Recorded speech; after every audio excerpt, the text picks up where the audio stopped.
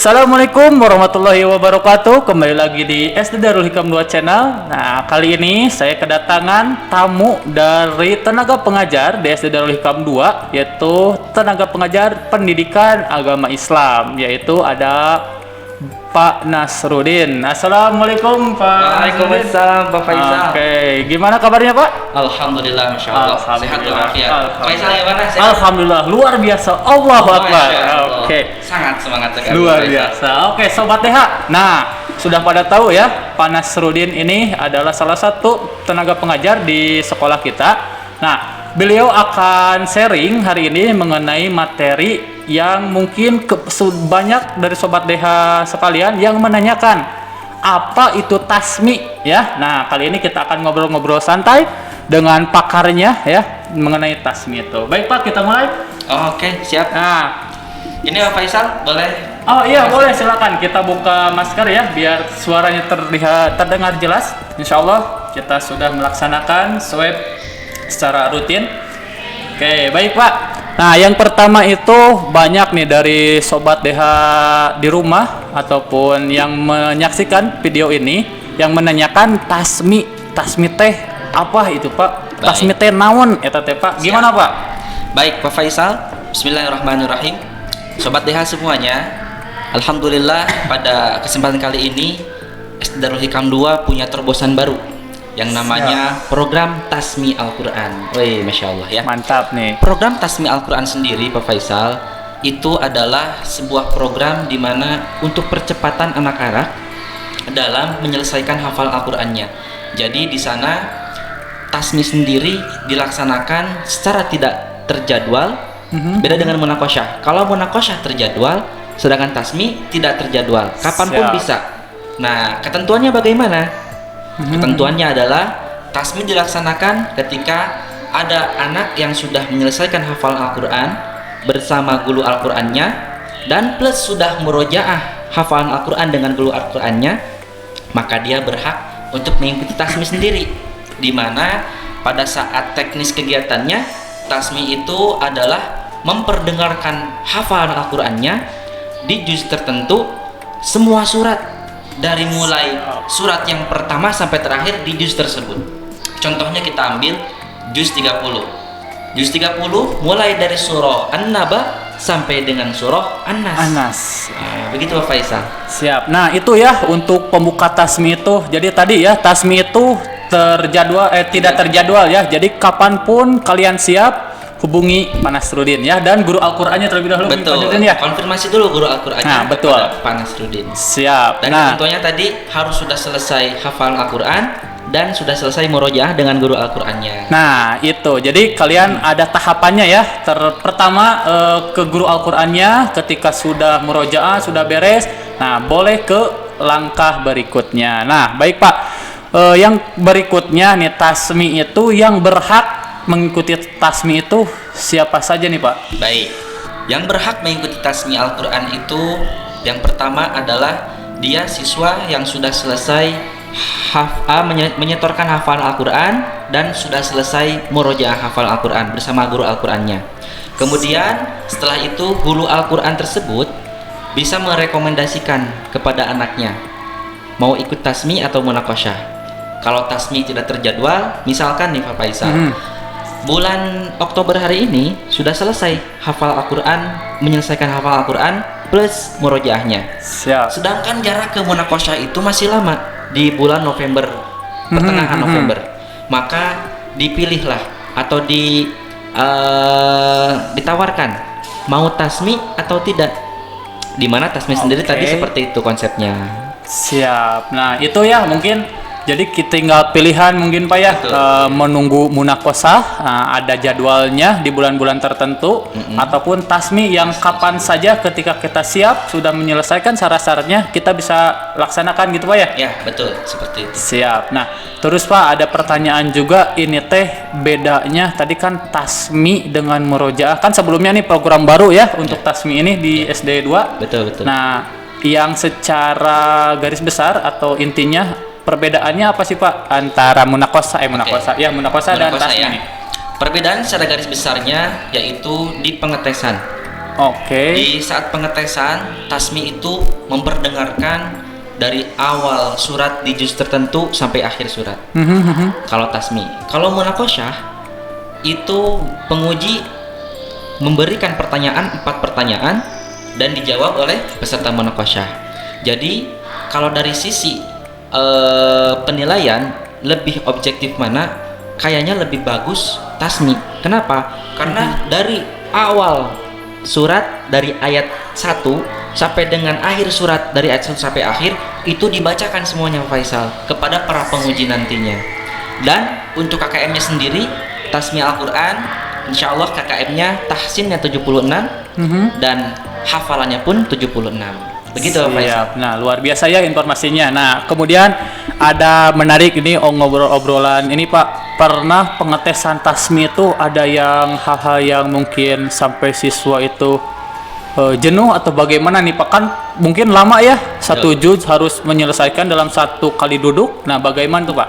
Baik, mengatasi seperti itu bisa dengan cara pertama kita kuatkan dulu niat Pak Faisal. Karena amal tanpa niat memang nanti kurang baik atau tidak ada kebaikan di dalamnya atau pahala di dalamnya itu ya. Makanya kenapa banyak orang yang salah persepsi, ingin munakosyah karena ingin titelnya, ingin tasmi karena ingin titelnya. Saya sudah tasmi nih, saya sudah selesai nih. Wah, tapi jangan kesana dulu. Yang pertama niat dulu karena Allah.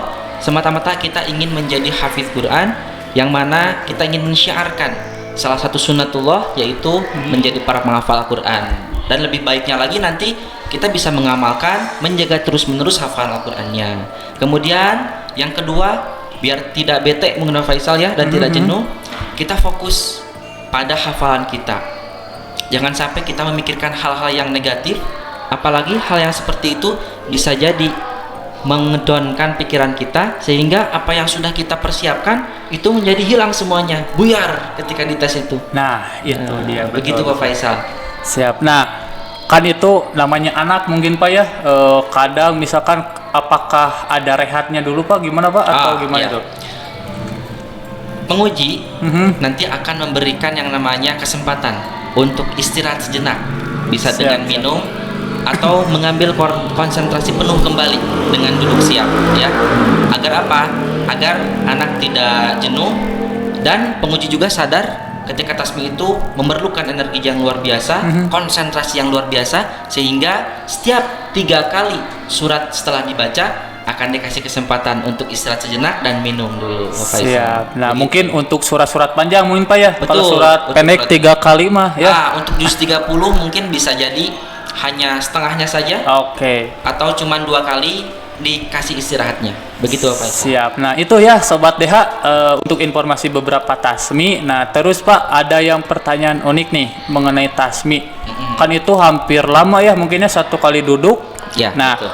Yang paling cepat itu Pak waktunya ketika tasmi itu, dan yang paling mungkin memerlukan waktu berapa menit nih kira-kira dalam menyelesaikan 1 juz ini Pak? Baik. Untuk pengetesan tasmi normalnya kalau bacaan Qur'annya bagus, tartil, fasih, hafalannya mungkin itu bisa nyampe 35 menit selesai. Tapi memang banyak kemarin launching pertama Pak Faisal di tanggal 7 Oktober hari Kamis itu ada siswa yang lancar, tapi memang beberapa bacaannya kurang fasih. Nah, ada di pembetulan sedikit-sedikit Pak Faisal, itu sekitar 45 menit 1 orang. Siap. Nah, lambatnya paling lambat 50 menit lah. Itu selesai dalam 1 orang. Nah, Pak Faisal memang dari segi waktunya memang lama, tapi ingat pahala di sana, Masya Allah. 1 huruf yang dibaca 10 kali lipat. 1 juz dibaca ketika tasmi luar biasa. Wah, terhingga ya, tidak sulit kita menghitungnya ya. Betul. Untuk kalkulator kita Pak ya. Siap. Nah, itu ya Sobat TH beberapa informasi mengenai tasmi. Nah, jadi silahkan nih yang ingin tasmi ataupun ingin munakosah, nah ada pilihannya pada kalian ya. Secara garis besarnya, secara informasi mengenai tasmi, nah tadi Pak Nasruddin sudah sampaikan. Nah, mungkin yang terakhir Pak untuk sebelum closing statement nih, bagaimana sih Pak untuk apa ya semacam kita menjaga semangat dalam menghafal. Nah, itu gimana, Pak? Baik. Pak Faisal, sebelumnya mohon maaf, sebelum ke sana saya akan jelaskan sedikit terkait sistem tasmi sendiri. Siap. Ketika bagaimana kalau misalkan tidak lulus. Nah, tasmi. iya betul Pak. Nah, itu gimana ini. Tak? Bagaimana Pak Nasruddin kalau nilainya di bawah KKM ketika tasmi? Nah, ada ketentuannya. Ananda berhak atau peserta tasmi berhak mengikuti remedial. Oke. Jika apa?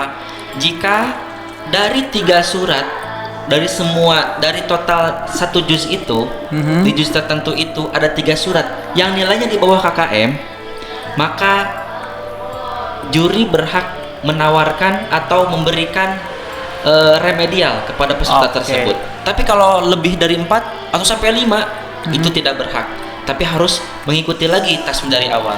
Sedangkan bagi yang 3 surat tadi di 1 juz itu nilainya di bawah KKM, maka dia masih berhak untuk mengikuti kegiatan remedial tasmi. Sehingga nanti ketika sebelum remedial dipersiapkan dulu dengan guru Al-Qur'annya. Yang di remedial surat yang mana? Surat yang 3 surat tadi yang di bawah KKM nilainya. Tidak semua surat lagi yang dibacakan. Cukup 3 surat saja yang tadi harus di remedial. Oke, nah itu ya Sobat DH. Jadi kita gagal tidak langsung dari nol lagi Pak ya? Ya, tidak. Ada remedialnya ketika kalian misalkan di bawah KKM hanya 3 surat. Nah, kalau lebih ya berarti coba lagi, mungkin seperti itu Pak ya? Betul. Nah, ataupun nanti ketika tasbihnya ngedon karena memang sudah tidak semangat dan konsentrasinya berkurang, nanti ditawarkan ada munaqasyah. Insya Allah sama, penilaiannya sama, namun memang jadwalnya yang berbeda dan terjadwal ya. Kemudian Pak Faisal, terkait yang tadi, bagaimana sih kita kiat-kiatnya bisa semangat untuk hafalan Al-Qur'annya. Nah, itu sebetulnya dari pandangannya beda-beda ya.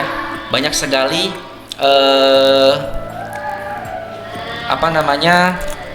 semangat itu bisa datang dari diri kita sendiri, bisa datang dari orang lain, dan dukungannya pun bisa dari diri kita sendiri pun orang lain. Pertama dari diri sendiri, kita harus yang namanya mengompa semangat kita dan juga meluruskan niat kita. Semata-mata kita ingin hafal Al-Quran itu hanya karena Allah Subhanahu wa Ta'ala dan ingin pahala kebaikan dari hafal Al-Quran itu. Yang kedua, kita harus konsisten dalam menghafal Al-Quran, menjaganya, terutama bagi pemula yang baru bisa baca Quran. Kita harus konsentrasi dulu, penuh tahsinnya dulu, perbaikan baca Al-Qurannya dulu. Jadi jangan sampai baca Qurannya masih terbata-bata tapi sudah ingin menghafal Al-Quran. Sebetulnya itu konsepnya kurang baik. Baiknya itu tahsinnya perbaiki dulu, baru nanti lebih mudah lagi dalam menghafal Al-Quran. Kemudian yang selanjutnya Bapak Faisal, yang ketiga, kita harus punya jadwal khusus. Untuk apa? Untuk hafalan dan juga untuk murojaah. Pertama, banyak di kalangan para santri di lembaga lain itu punya jadwal khusus. Kapan waktu hafalan, kapan waktu untuk murojaah.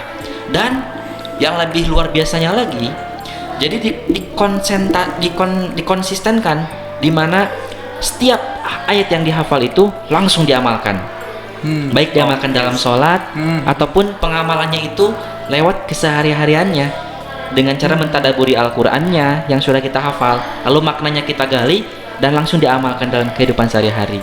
Sehingga apa? Hafalannya terjaga, murojaahnya terjaga, dan ilmunya ini bermanfaat karena langsung diamalkan. Masya Allah, luar biasa Pak Faisal. Luar biasa sekali ya Pak ya.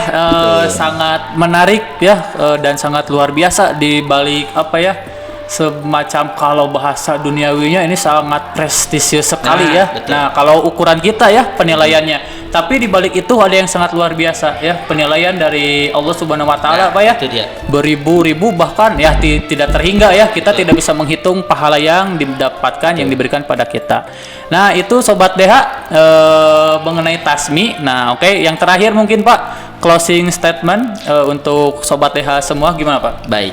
Sobat DH yang dirahmati Allah Subhanahu wa Ta'ala, menghafal Al-Quran itu merupakan suatu amaliyah yang dianjurkan Rasulullah Shallallahu Alaihi Wasallam. Kata Rasulullah Shallallahu Alaihi Wasallam, khairukum man ta'allamal Qur'ana wa 'allamah. Sebaik-baik kamu adalah orang yang mempelajari dan juga mengajarkan Al-Quran.